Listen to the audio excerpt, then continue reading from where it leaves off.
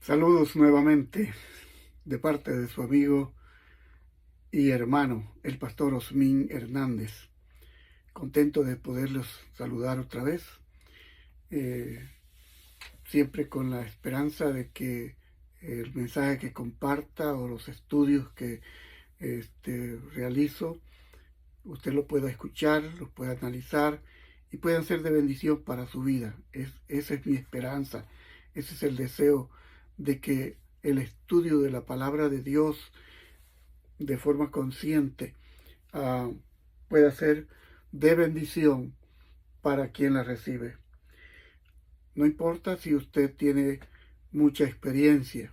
Sé que hay hermanos que son ancianos de iglesia, también hay amigos que son pastores y pues, ¿qué le voy a enseñar? si sabe lo que estoy ya compartiendo, pero a veces resulta saludable escuchar de otro la forma de presentar los estudios. De paso, algunas veces uno escucha lo que uno conoce y de repente encuentra que hay algo que la otra persona dijo que uno no la había analizado desde ese punto de vista. Y bueno, en los meses que están terminando, como el mes de octubre, mes de noviembre, que ya hemos sobrepasado el medio mes, estos meses han sido meses en los cuales mucha gente siempre se enfrasca en pensar o presentar la idea de que los muertos tienen conciencia.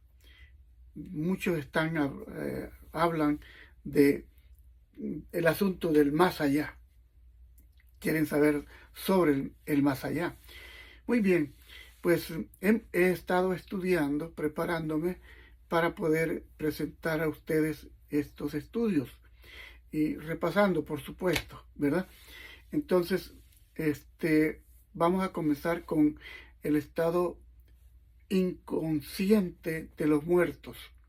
Ya he tenido algunos estudios de eso, pero sigo repasando porque cuanto más podemos estudiar, nuestra fe se fortalece y entendemos mejor qué es lo que pasa, porque definitivamente hay muchísima gente, hay millones de personas que no lo entienden, que no lo han entendido.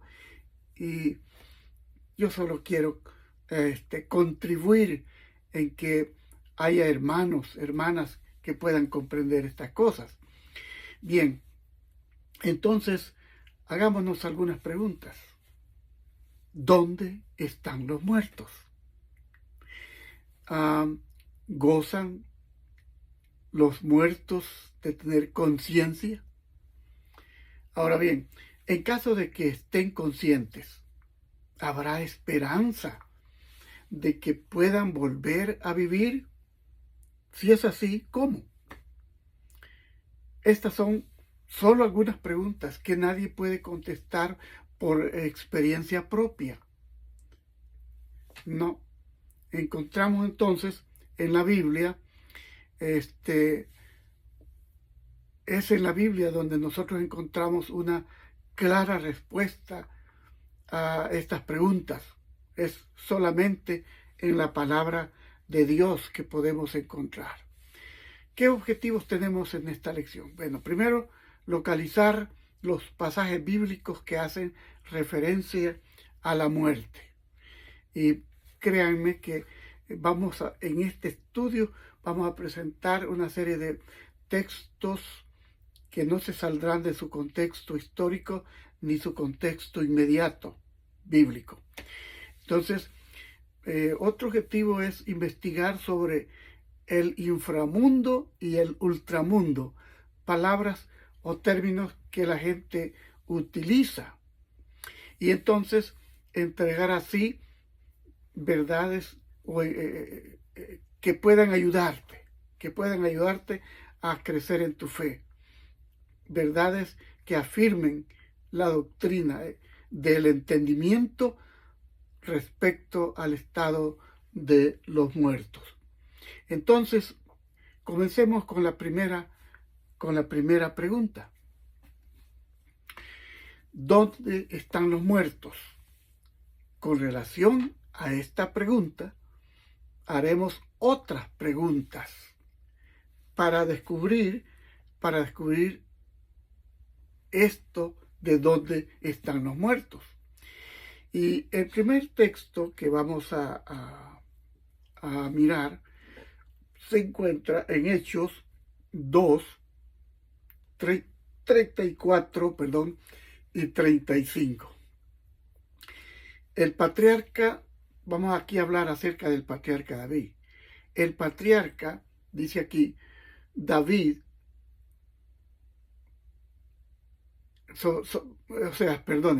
es sobre este personaje que vamos a hacernos la pregunta. David, el rey David, ¿está ya gozando del cielo? ¿Está en el cielo? Esta es una pregunta en medio de las preguntas, porque la pregunta en general que tenemos para contestar ahora es ¿dónde están los muertos? Y entonces nos hacemos esta pregunta de dónde o si el patriarca David está en el cielo. Y es allí donde vamos a ir a Hechos de los Apóstoles, capítulo 2, versos 34 y 35. Dice la Escritura, David no subió a los cielos, pero él mismo dice, dijo el Señor a mi Señor, siéntate a mi diestra. Siéntate a mi diestra. Dijo el Señor a mi Señor. Eso lo dijo David. Hasta que ponga a tus enemigos por estrado de tus pies. Entonces, ¿está David en el cielo? De acuerdo a lo que hemos leído, David no está en los cielos. David dice, no subió a los cielos. Su sepultura está entre nosotros. Es lo que dijo Pedro. Bien, entonces, vamos a otra pregunta para contestar dónde están los muertos. Los héroes de la fe, hablando de aquellos grandes como Noé, ¿verdad?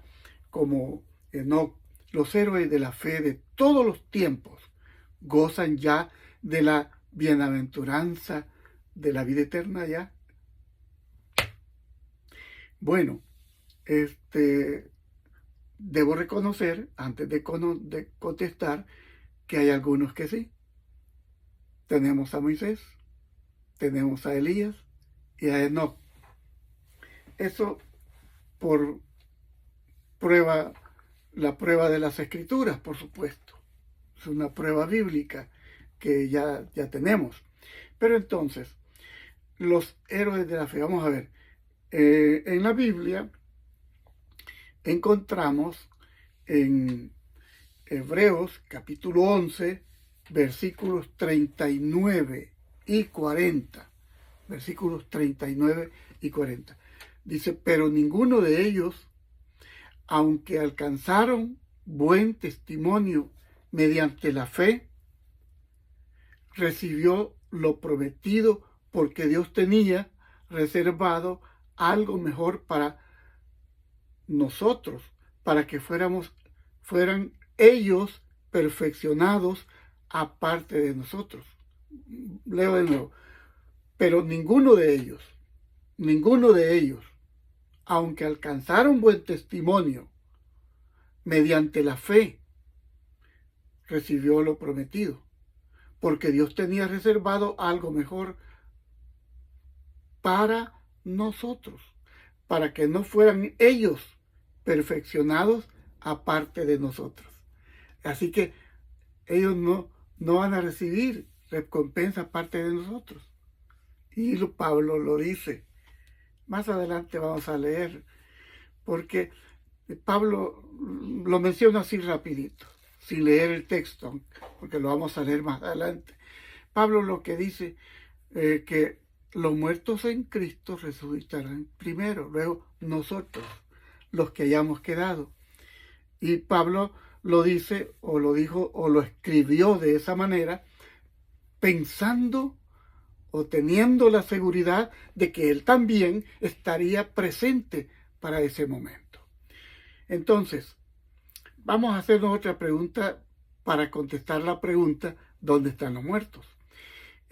La pregunta que vamos a hacer es, ¿dónde estuvo Jesús entre su muerte y su resurrección? Saben,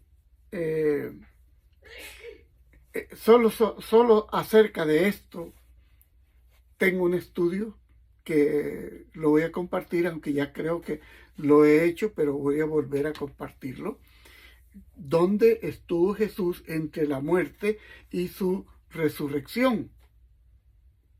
Entonces, resulta que vamos a ver qué nos dice la Escritura. Tomaron pues el cuerpo de Jesús y lo envolvieron en lienzos con especias aromáticas, según la costumbre judía de sepultar en los lugares donde fueron crucificados. Había un huerto y en el huerto un sepulcro. Y en el huerto había un sepulcro nuevo en el cual nadie había sido puesto. Entonces allí, pues, dice, por causa de la preparación de la Pascua de los judíos y porque aquel sepulcro estaba cerca, pusieron a Jesús. Juan capítulo 19, versículo 40 al 42. Bien, entonces algunos predicadores dicen por ahí que Jesús estuvo predicando a los espíritus encarcelados, porque Pedro hace mención en primera de Pedro, hace mención, una mención interesante en el capítulo 3, verso 18, dice: asimismo, Cristo padeció una sola vez por los pecados, el justo por los injustos, para llevarnos a Dios, siendo a la verdad muerto en la carne, pero vivificado en espíritu. Para cualquiera que sea nuevo en las Escrituras, vivificado quiere decir resucitado, o sea, vuelto a la vida. Entonces, vivificado en espíritu. Y en espíritu fue y predicó a los espíritus encarcelados, dice esta versión. En otra versión que tengo aquí conmigo, en esta versión, que es una versión antigua, dice: en el cual espíritu. Y entonces resulta que mucha gente dice que el Señor fue a predicarle a los espíritus encarcelados. Este estudio es un poco largo y por eso no me voy a meter, pero digo ahora, qué mala interpretación lo que la gente ha hecho. Recuerden ustedes que el verbo, que Cristo es el verbo encarnado, y entonces en el cual espíritu, allá él predicó a través de Noé. Y recuerden, no, después de que la persona ha muerto, no hay más oportunidad. Entonces, ¿cómo iba a venir Cristo a predicarles a alguien que ya haya muerto? No puede. O sea, sí podríamos decir que sí, para Dios no es imposible nada, pero estoy hablando del hecho de lo que ocurre al morir. Si los muertos están muertos, Cristo también lo estaba como hombre. Recuerden que Él se hizo hombre. pero en él habitaron o habitan dos naturalezas. Y digo habitan porque él sigue llevando consigo la naturaleza humana que tomó. Él es, como se dice, unigenérico. El Señor Jesús es único en su género. Entonces, Juan capítulo 20, verso 1 y verso 17, dice, el primer día de la semana, María Magdalena fue de mañana, siendo aún oscuro, al sepulcro, y vio la puerta, o sea, quitaba la piedra del sepulcro, o sea, la puerta del sepulcro estaba abierta. Entonces, luego dice el texto, Jesús le dijo, María, y ella le dice, Raboni, lo reconoce. Primero, realmente la primera impresión no lo reconoce, pensó que era el hortelano, pero cuando el Señor le dijo, María, ahora sí ella lo reconoce. Y viene para abrazarlo, y él le dice, no me toques. En esta versión dice, suéltame, porque aún no he subido a mi Padre. Pero ve a mis hermanos y diles, subo a mi Padre y a vuestro Padre, a mi Dios y a vuestro Dios. De modo que tenemos aquí que esta pregunta, ¿dónde están los muertos?, nos está diciendo que los muertos están en la tumba. Están aquí. Pero, ¿dónde están los muertos? Propiamente. Ahora vamos a contestar esta pregunta dentro de las preguntas que estamos teniendo. Porque estamos siendo, lo que deseo es presentar un estudio totalmente exhaustivo que pueda mostrarte, que pueda ayudarte, que pueda llevarte a la convicción de que no hay tal cosa, de que fulano tiene cuentas pendientes. Una vez que mueres, todas tus cuentas pendientes tendrán que cumplirlas tus parientes, porque se acabó. Allí, si hiciste la voluntad de Dios, está sellado para vida eterna o sellado para condenación eterna. Entonces, vamos a ver dónde están los muertos. Y vamos a usar voy a usar ahora una cita del Antiguo Testamento y otra del Nuevo Testamento. Una está en Salmos 30, versículo 9, y la otra está en Juan 5, 28.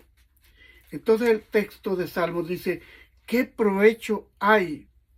¿Qué provecho hay en mi muerte cuando descienda al sepulcro? ¿Qué provecho hay en mi muerte cuando descienda al sepulcro? Otras versiones dice al Seol, porque Seol o Sheol es sepulcro. Entonces, ¿te alabará el polvo? ¿Te alabará el polvo? ¿Anunciará tu verdad? ¿Anunciará tu verdad? Bien, ese es un texto del Antiguo Testamento, donde dice, ¿qué provecho hay en mi muerte cuando descienda a la sepultura? La gente dice, no, pues sí, sabemos que va a la sepultura, pero es que el alma, espera que yo te voy a dar también un estudio propiamente de lo que es esto del alma. Pero vamos a entender que cuando la persona muere, en realidad no hay conciencia. Juan 5:28. En Juan 5:28, esta cita es muy linda porque presenta lo que va a pasar cuando el Señor Jesús venga. Dice desde el 27, vamos a leer, y además le dio autoridad de hacer juicio, por cuanto es el Hijo del Hombre. No os asombréis de esto, no os asombréis de esto, porque llegará la hora cuando todos los que están en los sepulcros oirán su voz. He dado estudios en los cuales ya he presentado el texto y que si lo has escuchado esto, pues habrás escuchado muchas veces.